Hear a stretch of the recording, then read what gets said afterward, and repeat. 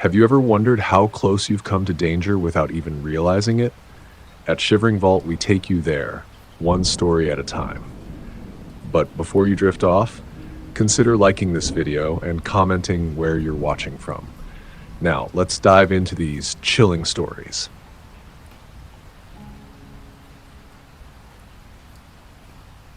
It was one of those days in January where the air felt like it could freeze your breath before you even exhaled. The forecast had predicted a cold front rolling in, but we were determined to go. My friend Jake and I had planned this hike to a frozen lake high in the Sierra Nevada for months. We were both into hiking, and the idea of seeing this remote, icy place in the winter sounded perfect. Peaceful, quiet, and untouched by crowds. We'd hiked a lot together before, so this would be just another one of our adventures. Or so I thought. We met at the trailhead early, around 8:30 a.m. The sky was a washed-out gray, and it looked like snow was threatening to fall, but nothing had hit yet. Still, the air had a sharp bite to it. I remember rubbing my hands together as I fumbled with my gear, trying to keep warm. It wasn't long before we were both bundled up in thick winter coats, gloves, hats, and layers. Jake had packed the usual stuff: water, trail mix, a camera, but it was the cold that made it harder to focus on anything other than the crunch of the snow underfoot as we started walking. The first leg of the hike was the easiest, a wide, well-maintained trail winding through tall, snow-covered pines and firs. You could tell that this trail was often used by hikers. There were footprints scattered throughout the snow, though they were already starting to fade under the light dusting of fresh powder. We talked as we walked, not really about anything important. Mostly we were just catching up. Jake was always good for jokes and random stories, and honestly, I was more focused on the scenery around us than the conversation. The trail gradually began to climb, the snow getting deeper, the trees thicker. The wind picked up, howling through the branches. It made everything feel isolated, as though the entire forest had gone silent to prepare for something. I wasn't exactly afraid of the woods, but something about the way the trees seemed to close in around us made me uneasy. The atmosphere was shifting, but I couldn't figure out why. I shook it off as just the cold getting to me. Eventually, we reached the lake, and when I saw it, I was stunned. The surface of the lake had frozen completely over. It was like a massive frozen mirror, smooth and glassy with a thin layer of snow covering it. The surrounding mountains were massive, towering above us, their jagged peaks partially shrouded in mist. The air was incredibly still, and for a moment it felt like time had paused. It was the kind of beauty that makes you forget everything else. We spent about an hour there, just sitting on the edge of the lake, talking quietly. Neither of us had really been out in the wilderness like this in the winter before, so we took a few pictures to remember the moment. After that, we started heading back.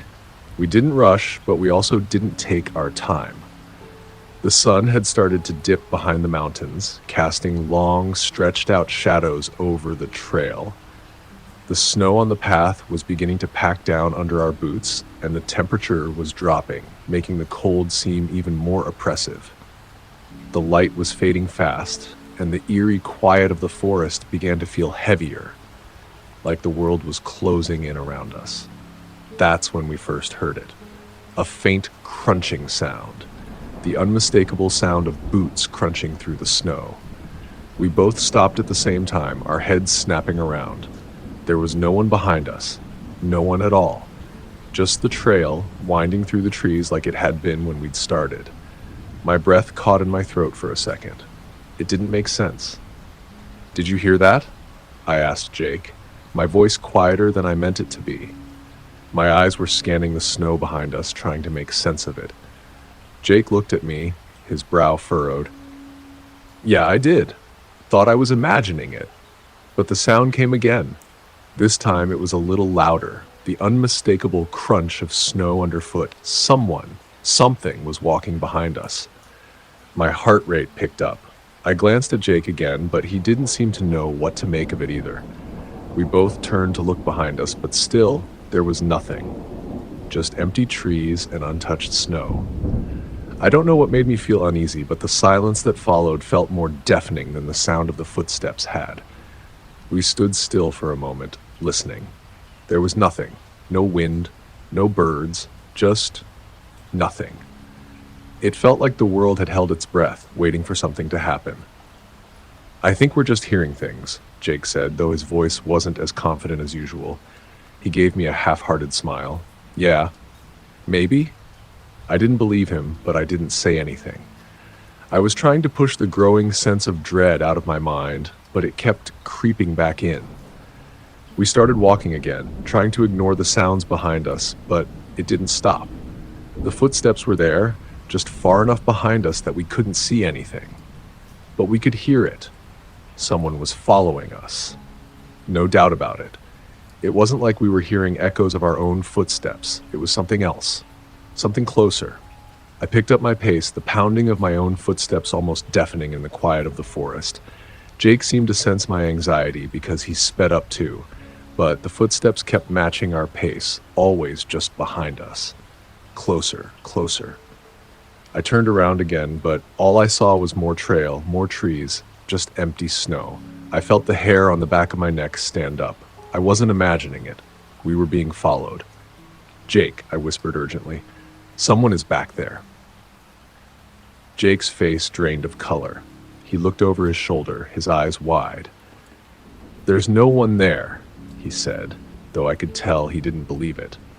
I could feel the panic creeping up my spine. The trail ahead was still long, and the cold was starting to settle in deeper. The sun was nearly gone now, and the trees cast long, twisted shadows across the snow. My breathing started to quicken, and I couldn't shake the feeling that whatever was behind us was getting closer. It was getting faster. The footsteps weren't just matching our pace anymore. They were gaining on us. I looked back again. This time I saw something. A figure. A man. Standing just beyond the trees. His shape was barely visible, his face hidden under a hood. But I could tell he was there, watching us. His stance was unsettling, rigid, like he was waiting for something, waiting for us to get closer. A wave of terror hit me like a physical force. I grabbed Jake's arm and pulled him forward. "Run," I hissed. "Now." We didn't hesitate. We turned and sprinted down the trail, our boots crunching loudly in the snow. But the footsteps were still there, behind us, getting louder and faster with every step. Whoever it was, they weren't just following us, they were chasing us. We were being hunted. I could hear the man's labored breathing now, hear the rush of snow underfoot as he closed in. I risked a glance over my shoulder, just as I saw a flash of silver, a knife. My heart stopped. "Jake!" I screamed. "He's got a knife!" We pushed ourselves harder, our legs burning, my lungs aching with every breath. The darkness was closing in, and the cold was cutting through us like knives. We had to get to the trailhead, had to make it to safety. But the man was faster than we were. He was right there, gaining on us. Just when I thought we couldn't run any longer, the trail opened up into a small clearing, and there, at the edge, was a light. Flashlights. Voices. Rangers. The man hesitated for a moment, then stopped in his tracks when he saw the Rangers approaching. The confrontation was swift. The Rangers quickly took control of the situation, pulling us away from the man and securing him. It wasn't until later that we learned the truth. This man had been stalking hikers in the area for weeks. He'd been waiting for the right moment to strike. He wasn't just some random person lost in the woods. He was a predator, a criminal. They told us he had a history of violent encounters in the area, and he had been targeting people who were alone or isolated, like us. The worst part? We weren't the first ones he had stalked. There had been another hiker, not long before us, who had been found unconscious on the trail. His gear had been taken, everything he had on him, except for his camera and wallet. The Rangers didn't know what had happened to him, but he had been lucky to survive. We were lucky too. We had gotten away. That night, as I lay in bed, I couldn't stop thinking about what would have happened if we hadn't made it to the Rangers. What would have happened if we had been just a few minutes too late? I couldn't shake the image of that man's face hidden in the trees and the sound of his steps that had followed us all the way back to safety. I still think about it sometimes when I'm out hiking, and I'll never forget how close we came to becoming just another name on a list of missing hikers. But we made it out, just in time.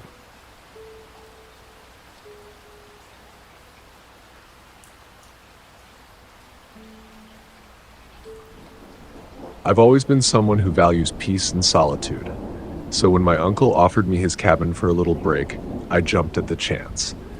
It was a small cabin tucked away in Northern California, deep in the woods, far from any kind of civilization.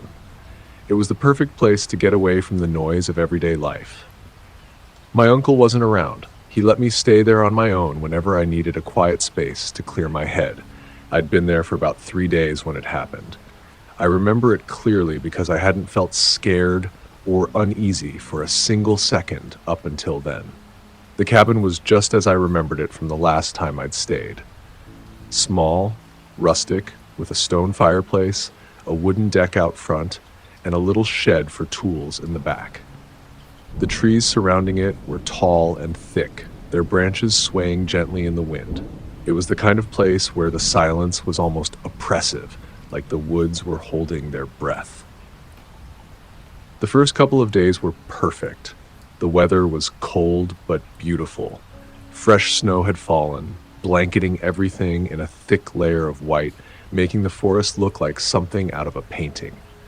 There was a crispness in the air, a bite that stung your cheeks but felt refreshing. I spent my time reading, walking around the property, and tending to the cabin's wood-burning stove to keep warm. It was peaceful. I even went into town for supplies one day, just a small local shop about 30 minutes away. But other than that, I'd been alone, just the way I liked it. The day this all started was one of those rare, clear winter days. The sun had finally broken through the thick clouds after days of snow, and the light reflected off the snow in a way that made everything seem to sparkle. There was still a chill in the air, but it wasn't unbearable. I decided to get some firewood from the back shed. My uncle had a huge pile of dried logs there, and since I had been using them for the stove every day, I knew it was time to chop more. I bundled up in my thick jacket, scarf, and gloves, and grabbed the axe from the shed. The cabin was surrounded by towering trees, their limbs stretched out like arms, reaching for the sky. It was eerily quiet, though. No birds, no rustling leaves, not even the sound of small animals moving through the underbrush. Just silence, broken only by the sound of my boots crunching in the snow as I walked out back. The woods seemed like they were holding their breath. The kind of stillness that you don't really notice at first, but when you do, it makes the hairs on your neck stand up. I started chopping the wood. I always enjoyed it. There's something therapeutic about it. The repetitive motion of the axe, the solid thud of the blade hitting the log, the satisfying crack as the wood split. It was so peaceful, almost meditative. But then, it started. That feeling. At first, I thought it was nothing. Just one of those moments where you're hyper aware of your surroundings. But after a while, I couldn't shake the feeling. The feeling that someone was watching me. It wasn't the usual sense you get when you're walking through the woods and see an animal in the distance. This was different. It was unsettling. I stopped mid-swing and stood still, my breath forming a cloud of vapor in the cold air. The snow crunched underfoot as I slowly turned to look around. The trees behind me were thick and I couldn't see very far through them, but I felt like someone, was out there, just beyond the reach of my vision, watching. I tried to shrug it off. It was probably just my imagination. There's nothing unusual about being alone in the woods, right? I took a deep breath and went back to chopping the wood, trying to distract myself. But it didn't go away. In fact, it seemed to intensify, like the eyes watching me were closing in. The wind rustled through the trees, but there was no animal sound, nothing that would have signaled that any creature was nearby. It was just the wind, the occasional creaking of the trees, and the sharp cracking sound of the axe splitting wood. I looked around again, more urgently this time. Nothing, just the snow, the trees, and that oppressive silence. I rubbed my hands together for warmth and tried to focus on the task at hand, but the sensation grew stronger. Then, out of nowhere, I heard it. A snap, a loud crack, like a heavy branch breaking under the weight of something. My heart skipped a beat and I froze. It came from the direction of the trees behind me. I waited, not moving, listening. Another crack, this one closer. I turned quickly, expecting to see a deer or maybe a coyote, but there was nothing. Just the bare trees swaying in the breeze. I'm sure it was just a wild animal, I told myself, but something didn't sit right. My gut twisted and I felt a knot form in my stomach. This was different. This wasn't just the wind. I felt like someone, or something, was out there, moving quietly through the snow, trying to stay hidden. I put the axe down and slowly walked back toward the cabin, my eyes scanning the tree line. My thoughts were racing. I had heard no one drive up. No one had passed by on foot. So who could it be? Was someone just out there, walking around? Maybe it was a hiker who got lost. Maybe it was someone in need of help. I kept walking, my heart hammering in my chest now. I was only a few feet from the porch when I heard it again. Footsteps, crunching the snow, slow and steady, deliberately. They weren't far behind me. I spun around quickly, my heart leaping in my throat. Nothing. No movement, just the forest. But I knew what I had heard. Someone was out there, and they were close. My instincts kicked in. I grabbed the door handle to the cabin, but before I could pull it open, I heard a voice. "Hey!" The voice was rough, strained, like it had been yelling for a long time. It wasn't loud, but it wasn't far away either.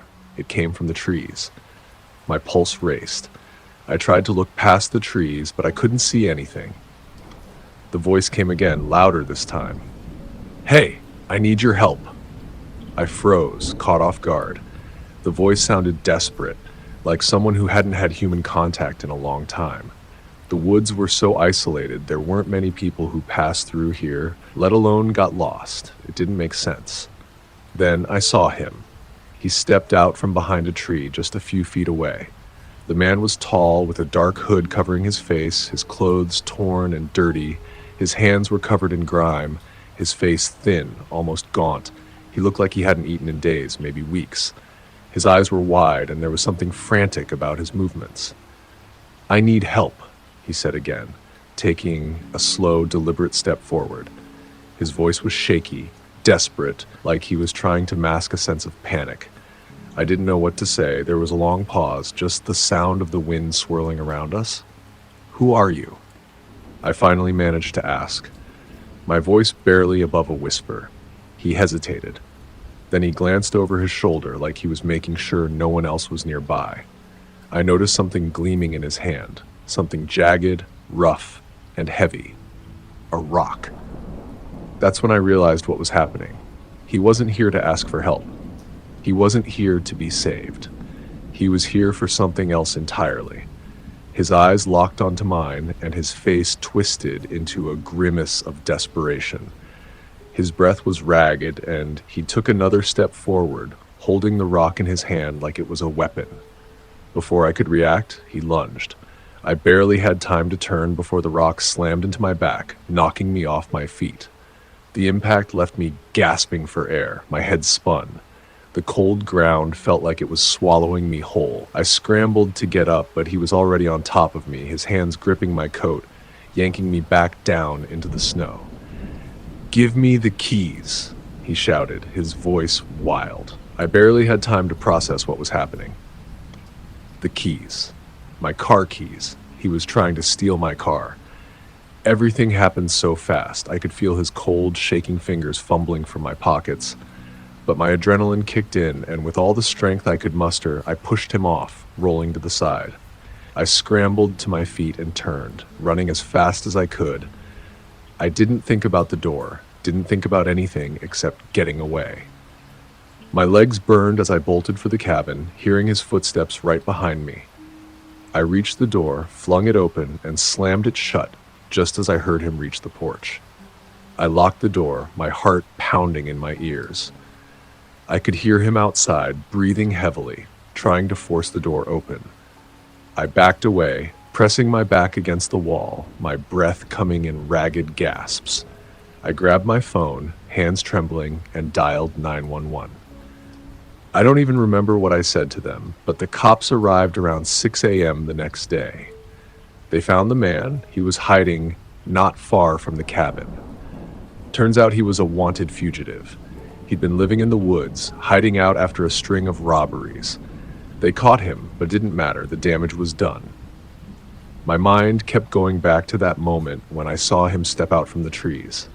The look in his eyes, the way he moved, that desperate, dangerous calm. I don't go out there anymore, not alone.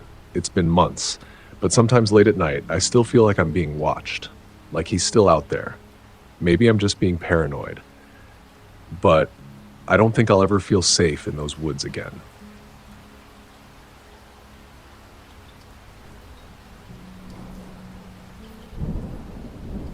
It was one of those rare winters in California when the cold seemed to penetrate deeper than it usually does. Most people associate California with sun, warmth, and dry weather, but this year the cold had a bite to it, especially up in the mountains. The temperatures had dipped lower than usual, and by the time we reached January, the chill was unforgiving. But that's what made it the perfect time to go ice fishing. Well, at least, that's what my cousin, Tom, insisted. Now, let me give you some background. Tom and I had spent a lot of time together when we were younger, but as we got older, we kind of drifted apart. Different schools, different interests, different lives. But this winter, we reconnected and thought it would be nice to revisit some of our old haunts from when we were kids. Ice fishing wasn't something I was particularly good at or even really enjoyed, but I thought it would be fun to get away from everything for a while. Just the two of us. A sort of quiet, peaceful escape from the world. The place we went to was a small, secluded lake nestled high in the Sierra Nevada mountains. It wasn't a well-known fishing spot.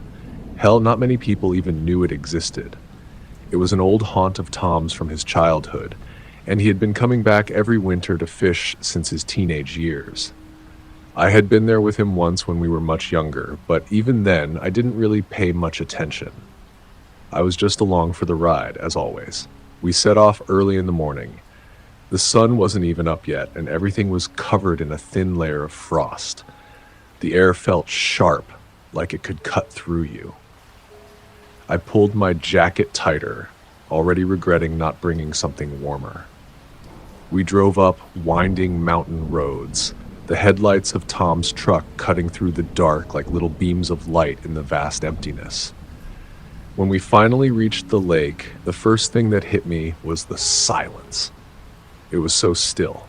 Not a single sound. Not even the wind. The world felt like it was holding its breath. We parked near the edge of the lake, where Tom knew there was a good spot for fishing. The snow around the truck was undisturbed, and there were no tracks on the ice. It felt like we were the first people to have set foot on this place in years. We gathered our gear, fishing rods, tackle boxes, chairs, and of course the ice auger. The lake was frozen over, solid enough to walk on, but Tom always liked to drill a few test holes to make sure. We made our way out onto the ice, my boots crunching with each step, the sound echoing out into the emptiness. Tom was in his element. He'd done this 100 times before. I, on the other hand, felt a little uneasy. It wasn't the ice that made me nervous, it was the isolation. There was no one else around, not even the usual rustling of the wind. The world felt quiet in a way that wasn't peaceful, but unsettling. But I shrugged it off. Tom was confident and he was having a good time, so I figured I'd just follow his lead. We drilled a couple of holes, set up our rods, and sat down on the folding chairs. The temperature was dropping rapidly, and the cold started to creep in. I pulled my jacket tighter around me, but it wasn't enough. It never is when you're sitting still, waiting. Tom didn't seem to notice, his eyes fixed on the water below the ice. I looked around, just taking in the scenery. The trees on the far shore were bare, their branches reaching toward the sky like skeletal fingers. The sky was overcast. A dull gray blanket stretched overhead. No sun, no birds, no sounds. Time passed slowly, really slowly. I remember checking the time on my phone once, just out of boredom. 2 hours had passed, and it felt like 10. We barely said anything to each other. The occasional bite on the line would snap me out of my stupor, but most of the time, we just sat there in silence, lost in our own thoughts. It wasn't unpleasant exactly, but there was something about the silence that felt wrong, like something was waiting. Around noon, when the sun was just starting to hang low in the sky, I noticed him. At first, I thought it was just my eyes playing tricks on me. I mean, it wasn't exactly easy to make out anything on the far side of the lake, especially with the light the way it was. But after a while, I realized it wasn't my eyes. There was definitely someone out there, a figure. Small. Distant. It didn't make any sense. Who would be out on the ice at this time, so far from the shore? And why hadn't we seen anyone else drive up? I nudged Tom, and he looked up, squinting into the distance. "Is that a person?" I asked, my voice barely above a whisper. Tom followed my gaze. I could see the slight frown appear on his face as he watched the figure move across the ice. It wasn't walking like someone in a hurry, but it wasn't casual either. There was a strange jerking motion to it. I could see the figure raise one arm and wave it, first in a weak, lazy motion, then more frantically, as if trying to signal us.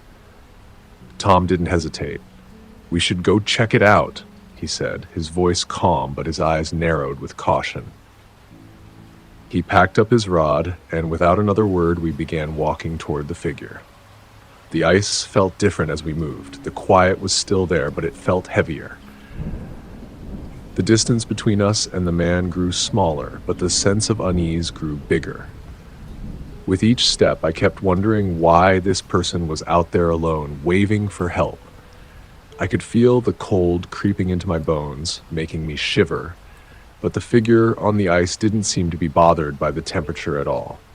The wind was howling now, cutting across the frozen lake, but this person didn't seem to care. They were moving with a strange, almost hypnotic calm. As we got closer, I began to notice more details. The man was wearing what looked like layers of old clothes. Nothing too strange at first. But when I looked more closely, something was off. His posture was stiff, too stiff. And his face, I couldn't make it out at first, but there was something wrong with the way he held it. He wasn't smiling, he wasn't frowning, he was just blank. His eyes locked onto us with a kind of intensity that made my stomach twist. I couldn't figure out what he was thinking. "Hey, are you all right?" Tom called out to him, his voice carrying across the ice. But the man didn't answer. He just kept staring at us, his arms hanging limply at his sides. His movements were slow, deliberate. Something in me snapped then, some deep sense of caution, and I froze. Something about the way he was standing, so still, so unnatural, sent a jolt of fear through my body. He wasn't acting like someone lost or someone who needed help. He wasn't even shivering. He was just standing there, looking at us. "We should go back," I said, my voice almost a whisper. But Tom, ever the confident one, shook his head. "We're almost there, just a little closer." We kept walking, though I felt like every step was dragging me into deeper water. The man hadn't moved. He wasn't even breathing like a normal person. I don't know why, but I kept expecting him to say something, but he didn't. He just stood there, unmoving. Then, as we got within 50 feet, it happened. The man's whole body snapped forward, moving with a speed and aggression that made my heart stop. He lunged toward us, and I could see the flash of silver in his hand. A knife. Long. Thin. Glinting in the weak light. His face twisted in a way I'll never forget. It wasn't rage or fear or panic. It was something darker, a hunger. I don't know how to explain it, but there was nothing human in that look. His eyes, they were wild, but there was a coldness in them too, something empty. I didn't have time to react. Before I even knew what was happening, I turned and ran. I didn't look back, didn't stop to check if Tom was following. I heard his footsteps behind me, but I didn't slow down. We sprinted all the way back to the shore, our breath coming out in ragged gasps. I could hear the crunch of boots behind me, but the thought that something was following just out of sight was the only thing in my mind. The man was still standing there when we reached the truck, staring at us, motionless. We didn't speak as we packed everything back into the truck. We didn't need to. We knew. Neither of us wanted to be on that lake anymore, not with him still out there. Later that week, Tom called with news that the man from the lake had been caught. The police had tracked him down to a secluded shack in the woods where he'd been hiding for weeks. He'd attacked another fisherman. He'd been living off the grid, avoiding capture for months. Tom and I never went back to that lake. I don't know what he wanted, but I know one thing for sure. Whatever it wasn't good.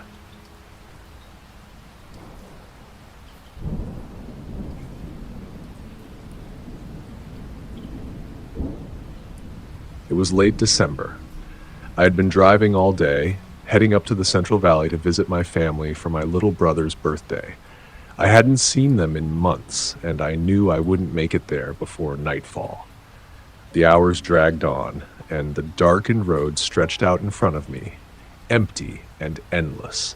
There was no sign of life around, just trees and more trees, the occasional flicker of a distant car's headlights, and the soft hum of my engine. By the time the sun had dipped below the horizon, I was exhausted. I could feel my eyes getting heavy and my shoulders aching. It had been a long day, and I just wanted to rest. I had planned on pushing through, but the idea of driving another 3 or 4 hours straight in the dark didn't feel safe, so I started looking for a place to stop. I passed a few towns, each one a little more run down than the last, until I saw the neon glow of a sign up ahead. Vacancy. I'd seen these motels before, the ones on the side of the highway, forgotten by time, where the lights never really seem to work properly and the carpets always look like they haven't been cleaned in years. But I was so tired I didn't care. I needed sleep. I pulled into the parking lot, and the cold air hit me like a slap in the face as soon as I got out of my car. The asphalt was cracked and littered with leaves, the kind that have fallen off the trees and have been left to die there, blending with the grime of the parking lot. It felt eerie, like the whole place had been abandoned for years. Yet someone still came by to check the lights now and then. Inside the lobby, the smell hit me first. It wasn't exactly unpleasant, but it was a mixture of things that just didn't feel right. Old wood, stale smoke, and something faintly sour that I couldn't place. There was a man behind the counter, older, with graying hair and a stiff expression. His shirt had a faded name tag that said Charlie in crooked lettering, but he didn't look up when I entered. Just nodded in my direction and went back to fiddling with something behind the counter. I didn't say much, just handed over my ID and paid for the night. As he typed something into the register, I glanced at the brochure rack by the door. It was full of faded pamphlets for attractions I'd never heard of, each one more dated than the last. In fact, the whole place looked like it hadn't been updated since the 70s. Charlie gave me a small brass key, the kind with a fob that had a number on it, and when he handed it to me, his fingers brushed mine. It was a strange sensation, like he was lingering just a little too long, but I didn't think much of it. I nodded, muttered a quick, "Thanks," and walked out to my car. Room 8. It was at the very end of the building, the furthest from the road, and I had to squint just to see the number on the door. It was barely visible in the dim light from the street lamp. The entire row of rooms seemed empty, the windows dark, but I could hear the hum of the heater in the background. The parking lot was nearly deserted, with only a few other cars scattered around, most of them faded and older. There was something about the place that gave me the creeps, but I told myself it was just the isolation of being on the road at night. The door creaked when I opened it, the sound too loud for such a small movement. Inside, the room was small, cramped even. The bed was covered in a thick, floral-patterned comforter that was so old it seemed like it might fall apart if I touched it too hard. The wallpaper was peeling in places, revealing the brownish yellow of old drywall underneath. There was a tiny desk against one wall, with a cheap plastic chair tucked beneath it, and the carpet. The carpet was sticky, like it had been stepped on 1,000 times by shoes that hadn't been cleaned. I sighed and tossed my bag onto the bed. The weird smell filled the air again, mildew and something that smelled faintly sour. It made my throat tighten, but I was so tired I didn't care. I dropped my jacket on the chair and went straight to the bathroom to wash up. The fluorescent light above the mirror buzzed, and I could see the grime collecting in the corners of the sink. I tried to ignore it, splashed some cold water on my face, and looked at myself in the mirror. It was a long drive, and I was looking pretty rough.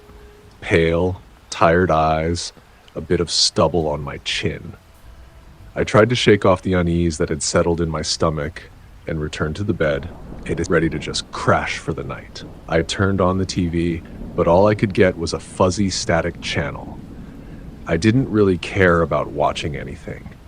I turned it off after a few minutes and pulled the heavy comforter up over me, trying to make myself as comfortable as I could in the strange, musty room. The heater kicked on, a loud rattle as it tried to blow warm air into the room, but it didn't do much. The cold seemed to seep through the walls. I remember trying to relax, but I couldn't. My thoughts kept drifting, and I kept wondering what the hell I was doing in a place like this. The quiet outside was unsettling, like the world had disappeared around me. The only sound was the occasional creak from the walls or the faint hiss of the heater. It didn't take long for me to drift off, my eyes growing heavy, and soon I was asleep. Then, just as I was starting to fall into a deep sleep, I heard something. It wasn't loud, but it was there, soft and rhythmic. It almost sounded like breathing, slow, steady. At first, I thought it was just the air conditioning, but the sound didn't change. It wasn't the hum of the heater or the wind outside. It was too deliberate. I blinked my eyes open, trying to shake the fogginess from my mind, and listened carefully. My heart skipped a beat when I realized the sound was coming from underneath the bed. I froze. At first, I thought it was my imagination. It had to be. Maybe I was just hearing the wind, or maybe my mind was playing tricks on me. But then the breathing came again, slow and deep. It felt wrong. Like someone was deliberately trying to stay quiet, but couldn't help themselves. My stomach twisted, and a cold shiver ran down my spine. I couldn't move. I couldn't even think straight. Then came a soft rustling sound, as if something was shifting, something underneath the bed. I don't know why I didn't just get up and leave. Maybe I was too scared to make a noise. Maybe I didn't want to know the truth, but I stayed there, frozen, my eyes wide open in the dark, straining to hear. The breathing grew louder, it was getting closer, or maybe I was just imagining it. But it sounded like it was right beneath me, like someone was inches away from me, hiding in the shadows, waiting. I wanted to scream, but my mouth was dry and my throat felt tight. I could barely breathe myself, let alone make a sound. I didn't dare look under the bed. Instead, I grabbed my phone from the nightstand and sent a message to a friend, my fingers shaking so much I could hardly type. I told him everything about the situation, that I wasn't alone, and I asked him to call the police and send them the address. I didn't even wait for a reply. My eyes stayed locked on the dark corner of the room, watching for any sign of movement. I don't know how much time passed. It felt like hours, but it couldn't have been more than a few minutes. The sirens outside finally reached my ears, distant at first, but getting closer. I don't know how I heard them over the pounding of my own heartbeat. I stayed as still as I could, holding my breath, praying that whoever was under the bed hadn't heard me. When the police arrived, they took their time. They didn't rush in or anything. They just started asking questions, walking through the room slowly. Finally, they checked under the bed. They found him. A man, filthy and disheveled, crouched beneath the bed. His eyes were wide, and his face was covered in dirt and sweat. He hadn't moved, hadn't made a sound since I had first noticed him. But when they pulled him out, I saw it. He was barely breathing, like he had been holding it in the whole time. Apparently, he had been sneaking into rooms like this for days, hiding under beds and waiting for the guests to fall asleep before he would leave in the morning. He'd done it before and never got caught, always slipping out during the day. But tonight, he got too comfortable. I don't know what would have happened if the police hadn't arrived. I don't even want to think about it. I just know I haven't slept well since. The next morning, I checked out as soon as I could. I never stayed in a cheap motel again. And every time I check into a hotel now, I always look under the bed, just in case.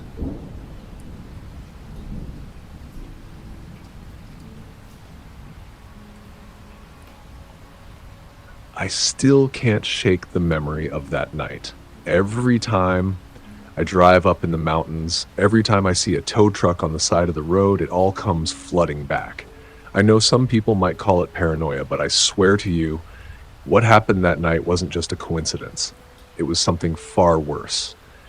Let me set the scene for you. It was January, and I had been in California for a few weeks. Most people think of California as all sunshine and beaches, but the northern parts, especially the areas with mountains, can be brutal in the winter.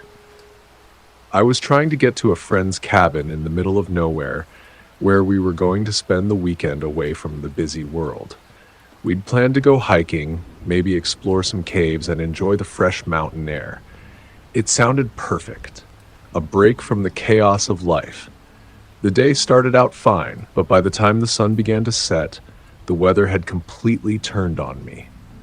I knew there was a chance of snow, but I wasn't prepared for the icy conditions that would develop as the night fell. I hadn't seen anyone else on the road for at least an hour, and the air was thick with fog. The temperature was dropping, and the asphalt was becoming increasingly slick beneath my tires. I remember gripping the wheel tightly, trying to stay in control, but the car kept slipping. I slowed down, but the road was winding and the turns were sharper than I remembered. I started to feel the cold seep into my bones. The heater wasn't doing much to combat the chill, and I could feel my breath fogging up the windshield. Then, without warning, I heard it. A loud pop, followed by a sickening jolt.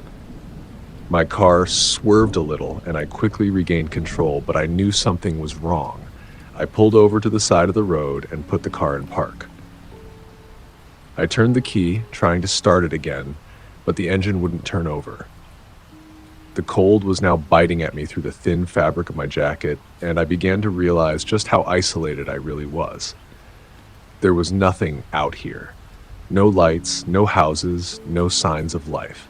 Just a road, covered in snow, surrounded by dense trees that seemed to close in on me. I tried calling for help, but the signal was terrible, and all I got was a couple of failed attempts. My heart began to pound in my chest as I realized how bad this situation could get. I was completely stranded. There was no cell service, no one around, and the night was swallowing everything whole. I sat there for what felt like hours, just staring at the dashboard, trying to keep calm. It's funny how quickly the mind spirals when you're alone in the dark, in the middle of nowhere. I kept thinking about what I would do if no one showed up, how I would spend the night in my car, freezing to death or waiting for daylight. I could see the snow beginning to pile up outside, The temperature had dropped even further, and I could feel the cold creeping up through my shoes and into my bones. Then, just as I was about to give up hope, I saw headlights in the distance. For a split second, I thought I might be imagining it, but no, they were real. A vehicle was approaching me, and I felt a wave of relief wash over me. Someone was coming to help. The truck slowed as it neared. My heart picked up speed, and I tried to make out the details in the dark. It was a tow truck, old, rusted, and seemingly out of place in such a desolate area. It wasn't like any tow truck I'd ever seen. This one had seen better days. The paint was chipped, and the sides were streaked with old rust. Its headlights were dim, and the engine sounded strained, like it had been running for far too long. But still, it was a vehicle, and that's all that mattered in that moment. The truck pulled up next to me, and the driver rolled down his window. I could just barely make out the shape of his face in the dim light, but there was something about him that made me uneasy right away. His face was rugged, weathered, like someone who had been out in the elements for years. His eyes were sharp, but there was something off about them, something that didn't sit right with me. His clothes were mismatched, like he'd been piecing together what he could for warmth. "You need a tow?" he asked. His voice was rough, gravelly, like he hadn't spoken to anyone in a long time. I nodded, grateful. "Yeah, my car broke down. I don't know what happened. I just need to get to the nearest mechanic or something." The driver didn't answer right away. He just stared at me. His eyes never left mine, as if he was assessing me, sizing me up in a way that felt too deliberate. I felt my stomach twist. It was like he was trying to read me, like he knew something I didn't. "You got somewhere you need to be?" he finally asked. His voice was low, almost casual, but I could sense the underlying tension in it. "Just a cabin up the road," I replied, trying to sound calm. "It's about an hour away." The driver didn't respond immediately. He just kept looking at me with that unsettling stare. Then, after what felt like forever, he said, "Look, it's freezing out here. Why don't I just give you a ride instead of towing the car? It'll be faster, and you won't have to wait in this cold." Something about that didn't sit right with me. Why would he offer to give me a ride? Wasn't he supposed to tow my car? There was no real reason why he should need to take me anywhere. The offer felt out of place, and a sense of unease started creeping in. I hesitated. "No thanks," I said quickly, trying to sound more confident than I felt. "I'll wait for the tow." The driver didn't smile. His face, which had been hard to make out in the dim light, now looked even stranger. His expression didn't change, but I could tell he didn't like my refusal. There was a flicker of something in his eyes, anger, maybe, or frustration, but it was gone as quickly as it appeared. "You sure?" he asked again, his voice now colder, more insistent. "It's real cold out here, and I can get you somewhere warm in no time." I felt my throat tighten. Something about him, his eyes, his tone, felt wrong. My instincts screamed at me to stay away from him. There was a gnawing feeling in the pit of my stomach that told me I needed to get away from this man. "I'm fine," I said, backing away from the truck. "Really, I'll wait for the tow." For a moment, the driver just stared at me. Then, without warning, his hand shot out and grabbed the door handle. He yanked it open, and before I even knew what was happening, he was stepping out of the truck. My heart stopped. Something about his movement was quick, too quick. I felt like I was in the presence of a predator. A flash of panic surged through me. I didn't even think. I turned on my heel and ran. I can't tell you how fast my legs moved. All I know is I didn't dare look back. I heard his voice shouting behind me, but I didn't want to hear it. I didn't want to know what he was saying. The snow was deeper than I thought, and every step felt like it was pulling me down, but I didn't care. I had to get away. My breath came in ragged gasps, and the cold air stung my face like needles. I could hear footsteps behind me, heavy, purposeful, and getting closer. I pushed harder, not stopping for anything. My legs burned, and I could feel the frostbite setting in, but I kept running. Eventually, I reached the edge of the woods. I didn't know where I was, but I ducked behind a large tree, my chest heaving. I crouched low, praying that he hadn't seen where I went. The sound of his footsteps stopped, and for a while, all I could hear was the wind rustling through the trees. I held my breath, trying not to make a sound. I don't know how long I was there, hiding in the snow, my body trembling from the cold and fear. But eventually, I heard the unmistakable sound of another engine in the distance. It was a truck, a real one. I dared to peek out from behind the tree, and I saw the headlights shining through the woods. A real tow truck, this time. My heart leapt, and I stumbled toward the road, waving my arms frantically. The driver stopped, took one look at me, and immediately asked if I was okay. I nodded, too shaken to explain what had just happened. All I could do was thank him for showing up. The police came soon after, and when they checked out the area, he was long gone. They confirmed something that made my blood run cold. The first driver, he didn't belong to any towing company. His truck didn't match any records.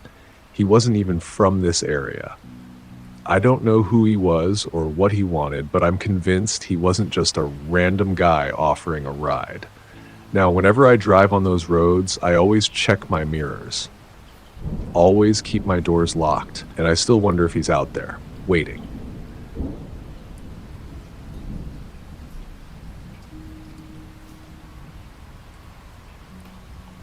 It was just another long shift at work.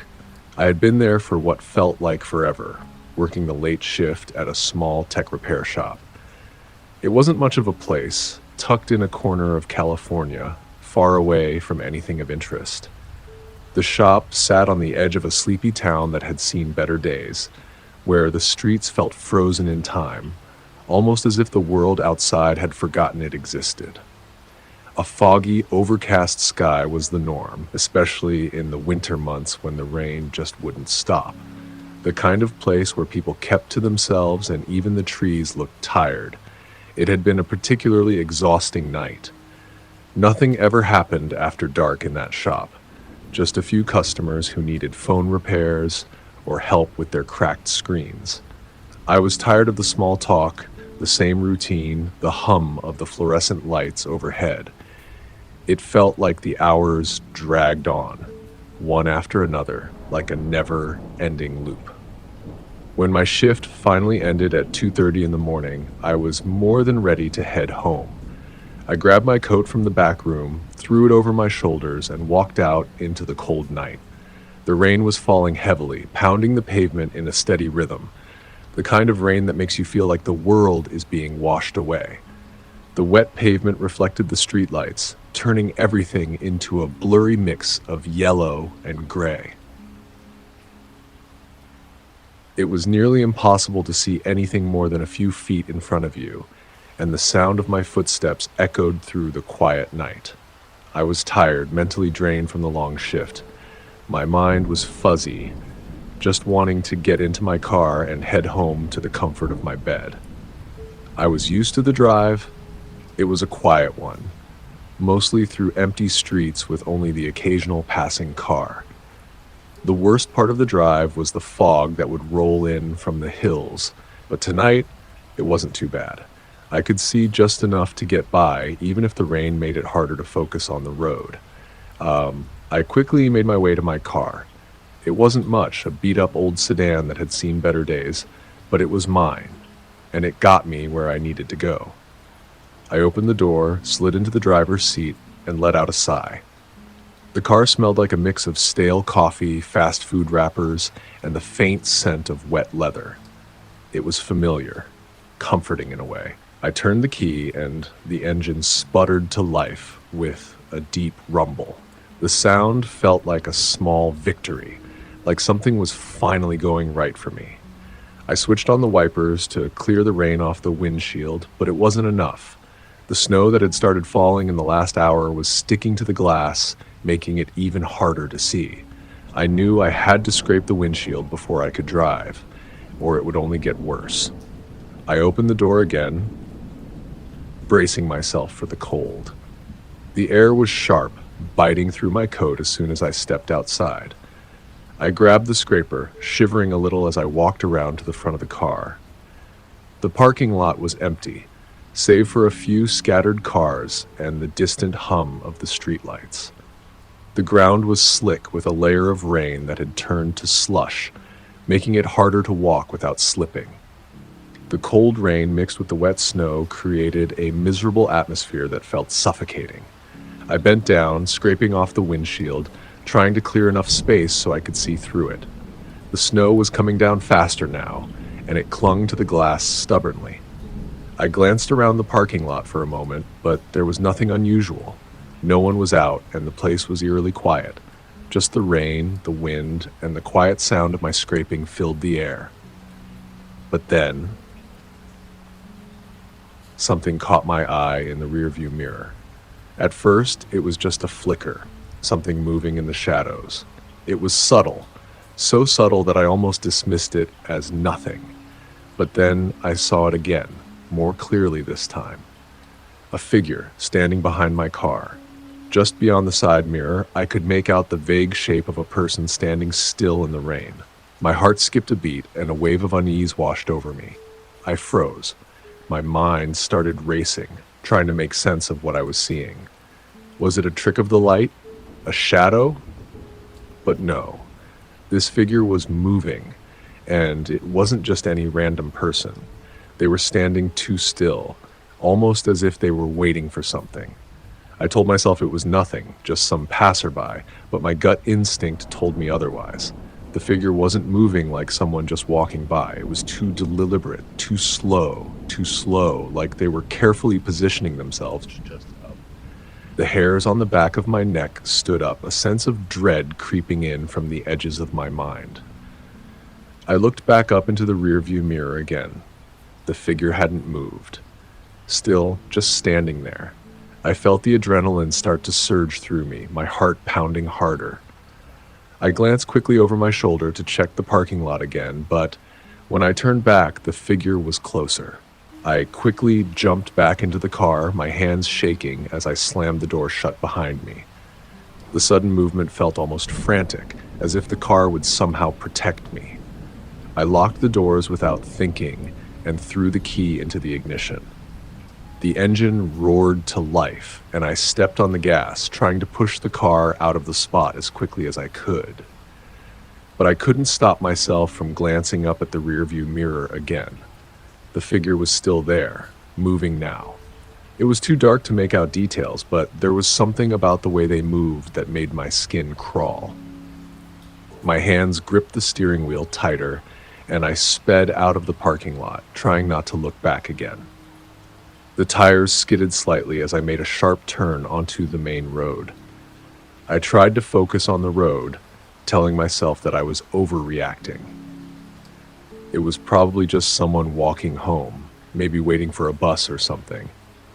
I was just tired, but no matter how much I tried to rationalize it, the unsettling feeling gnawed at me, refusing to go away. The rain was getting worse now, the streets slick with water and snow, making it harder to see anything more than a few feet ahead of me. I kept glancing back through the rearview mirror, half expecting to see the figure following me. But there was nothing. I didn't see any sign of them. A few more blocks passed, and the unease began to fade, just a little. I tried to convince myself that it had been nothing, just my imagination playing tricks on me in the dark. But deep down, I couldn't shake the feeling that something was wrong.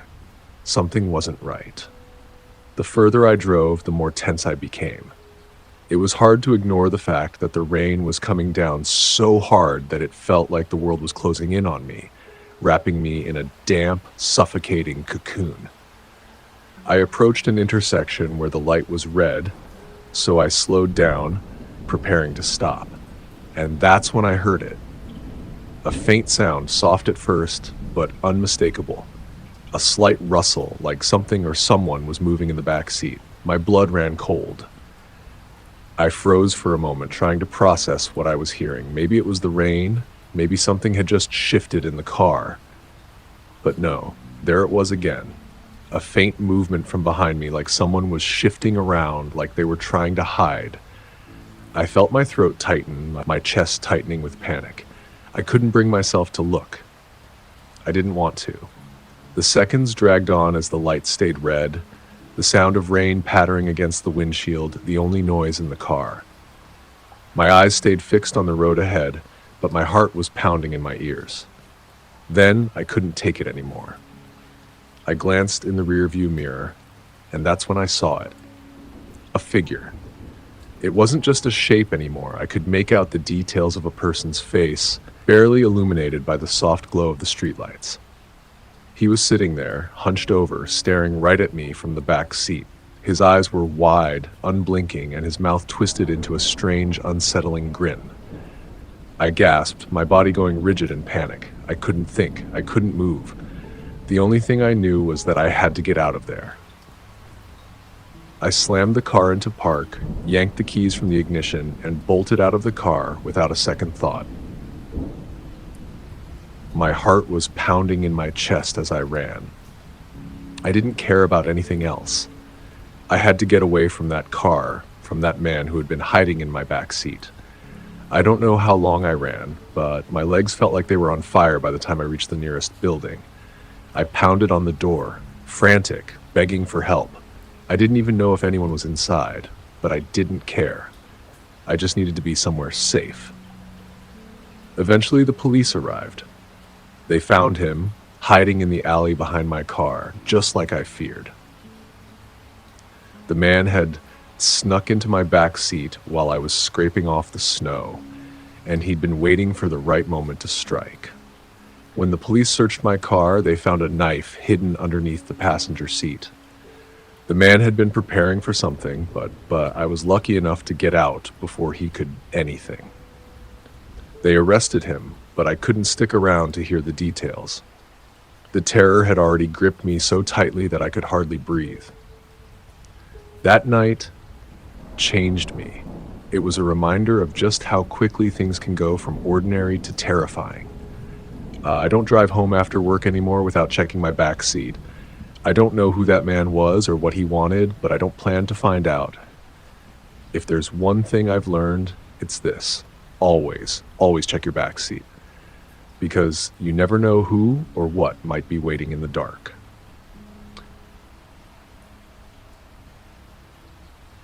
That's it for today's tale from Shivering Vault. If you have a story worth sharing, drop it in the comments or send it our way. Don't forget to subscribe and share with your fellow thrill seekers. As always, the Shivering Vault thanks you for unlocking today's tale. Until next time, the vault awaits your return.